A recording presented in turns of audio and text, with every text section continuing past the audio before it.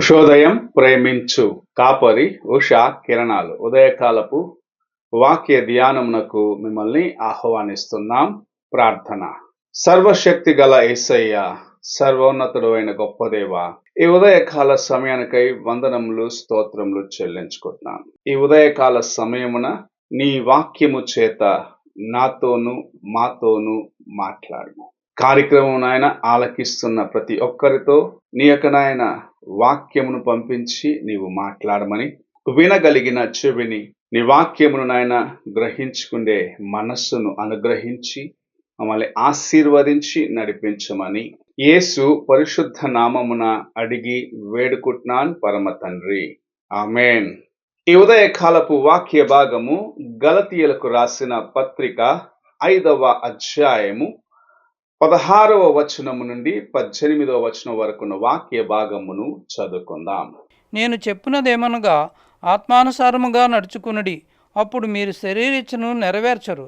శరీరము ఆత్మకును, ఆత్మ శరీరమునకు విరోధముగా అపేక్షించును. ఇవి ఒకదానికొకటి వ్యతిరేకముగా ఉన్నవి కనుక మీరేవి చేయ నిశ్చయింతురో వాటిని చేయకుందురు. మీరు ఆత్మచేత నడిపింపబడిన ఎడల ధర్మశాస్త్రమునకు లోనైన వారు కారు. అపోస్తలుడైన పౌలు గలతీ సంఘమునకు రాసి ఈ దినము మనల్ని హెచ్చరిస్తున్న కార్యము ఆత్మలో నడవటమునకు నేర్చుకో. దేవుని యొక్క కృపచేత నీవు నేను రక్షించబడి ఉన్నాం. దేవుని యొక్క కృప లేకపోతే నీవు నేను ఎప్పుడో నశించి నరకానికి పోయేవారు. అయితే ప్రభు అయిన యేసు క్రీస్తు తన్ను తానే తగ్గించుకొని ఈ లోకమునకు దీనుడిగా దిగివచ్చి మనలను విమోచించుట కొరకు తన యొక్క ప్రాణమును బలిగా అర్పించినాడు. అందువలన మనకు రక్షణ అనుగ్రహించబడినది. ఇప్పుడు రక్షణను కాపాడుకునే బాధ్యత ప్రతి విశ్వాసికి ఉన్నది. ఎందుకంటే ప్రతి దినము మన శరీరము, నీ యొక్క శరీరము నిన్ను పాపపూరితమైన కార్యములకు ప్రేరేపిస్తుంటుంది. అయితే ఆత్మ నిన్ను దేవునికి సమీపముగా రమ్మని ప్రతి దినము నిన్ను ప్రోత్సహించేదానికి ప్రయత్నిస్తూ ఉంటుంది. చాలాసార్లు బలహీనముగా ఉన్నవారు తమ యొక్క శరీరము వారికిచ్చే ఆ ప్రేరేపణకు లోబడిన వారై పాపమునకు గురి అయి దేవుని యొక్క సన్నిధిలో నుండి దూరముగా వెళ్ళిపోతారు. అయితే ఎవరైతే దేవుని యందు నిలిచి ఉంటున్నారో, ఎవరైతే దేవుని కార్యములను తమ జీవితములో కలిగి అనేకులకు దేవుని యొక్క కార్యములను పంచిపెట్టాలనుకుంటున్నారో వారు దేవుని యొక్క కృపచేత నడిపించబడే వారిగా ఉన్నారు. ఈ ఉదయకాల సమయమున మనము దేవుని యొక్క ఆత్మ చేత నడిచేదానికి శరీరమును జయించిన వారిగా, శరీర కార్యములను జయించిన వారిగా ఉండాలని ప్రభు ఆశిస్తూ ఉన్నారు. నీవు శరీర కార్యములను జయించటానికి అవి ఏమిటో అని తెలుసుకోవాలని ఆశించినట్లయితే గలతీయులకు రాసిన పత్రిక 5వ అధ్యాయము 19వ వచనము చదివినట్లయితే 19-20 వచనంలో చాలా తేటగా అవి ఏమిటి అని మనకు రాసి ఉంచబడినది. కొన్నిటి పేర్లు మాత్రము మనం చూసుకుందాం. వ్యభిచారము, జారత్వము, అపవిత్రత, కాముకత్వము, విగ్రహారాధన, అసూయ, ఇటువంటి కార్యములను అపవాది మన హృదయములోకి తీసుకొని వస్తాడు. ద్వేషము, నీ సహోదరుని పట్ల ద్వేషము, అసూయ, ఇలాంటి కార్యములన్నీ తీసుకొచ్చి నీ శరీర కార్యముల చేత నిన్ను కృంగదీసేదానికి ప్రయత్నిస్తాడు.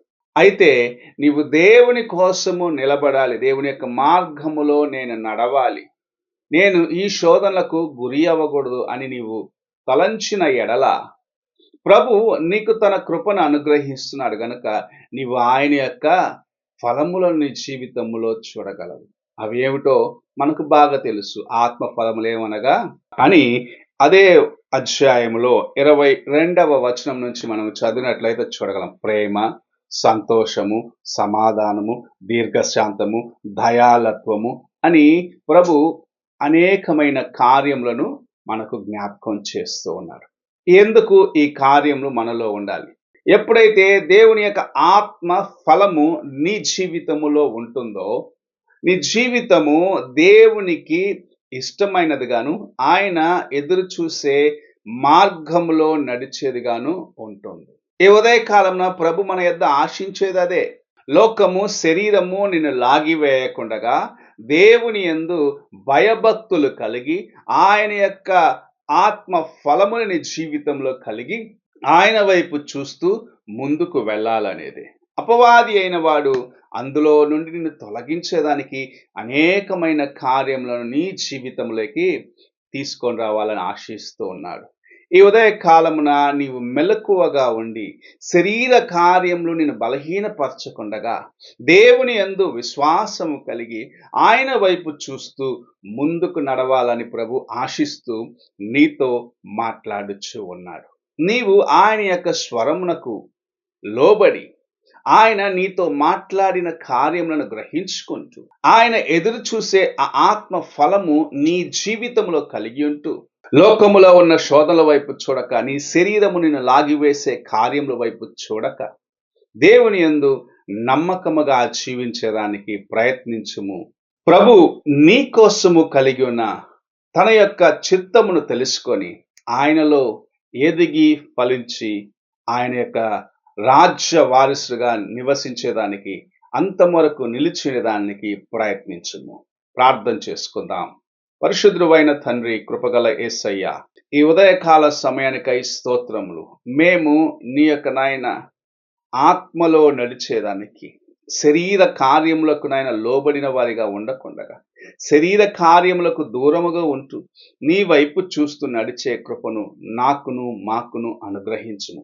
అపవాది యొక్క శోధనలను గ్రహించుకొని వాటికి దూరముగా ఉంటూ నీ వైపు చూస్తూ నడిచేదానికి శరీర కార్యములు మాలో ప్రవేశించకుండగా మేము నాయన మెలకువగా జాగ్రత్తగా నీ కోసము జీవించుటకు సహాయమును చేయమని మమ్మల్ని శోధించే అపవాది యొక్క కార్యములను గ్రహించుకొని దేవా వాటికి దూరముగా ఉండుటకును శరీర కార్యములకు నాయన మేము దూరముగా ఉంటూ నీ యందు బలపడే కృపను దయచేయమని యేసు పరిశుద్ధ నామమున అడిగి వేడుకుంటున్నాను పరమ తండ్రి. ఆమేన్. తండ్రి అయిన దేవుని ప్రేమ, కుమారుడైన క్రీస్తు కృప, ఆదరణకర్త అయిన పరిశుద్ధాత్మక సహవాసం ఇప్పుడును ఎల్లప్పుడూ తోడై ఉండి సదాకాలము నడిపించునుగాక. ఆమేన్.